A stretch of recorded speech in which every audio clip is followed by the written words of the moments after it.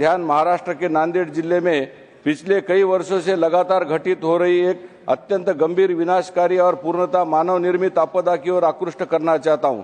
नांदेड़ जिले के बिलोली, धर्माबाद और देगलूर तालुका के 80 से अधिक गांव हर वर्ष तेलंगाना के श्रीराम सागर परियोजना के अवैज्ञानिक और असमन्वित जल संचालन के कारण बाढ़ जैसी भयावह परिस्थिति का सामना करते हैं।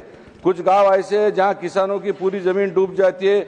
उसमें संगम, माचनूर, हुनगुंदा, मनोर, नांगनी, इन गांवों की जमीन पूरी तरह से डूब जाती है और बाकी गांवों की जमीन 50% से अधिक डूब जाती है।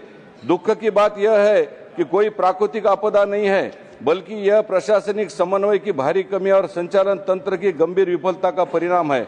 उपलब्ध मौसम पूर्वानुमान और चेतावनियों को महत्व दिए बिना अचानक तेलंगाना के श्रीराम सागर से यह पानी जल न छोड़ने की वजह से इसमें नांदेड़ के इन तालुकाओं में बैक वाटर की समस्या उत्पन्न होती है। जब बिना चेतावनी के बड़े पैमाने पर बैक वाटर का पानी से इन गांव की जमीन डूब जाती है।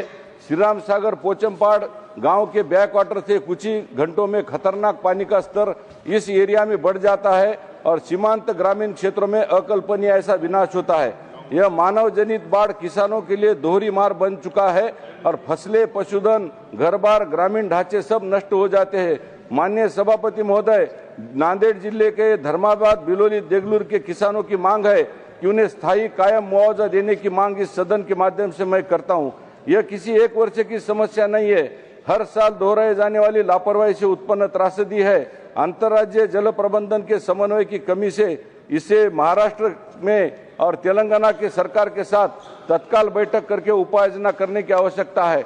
मैं विशेषकर केंद्र सरकार के केंद्रीय जल आयोग से विनती करता हूं कि तेलंगाना और महाराष्ट्र के संयुक्त जल समन्वय तंत्र की तत्काल स्थापना कर वास्तविक समय आधारित सूचना साझाकरण और निर्णय प्रक्रिया को निवारण किया जाए। श्रीराम सागर परियोजना के संचालन हेतु वैज्ञानिक, गणनात्मक और बाध्यकारी जल संचालन नियमावली तथा संचालन कैलेंडर किया जाए।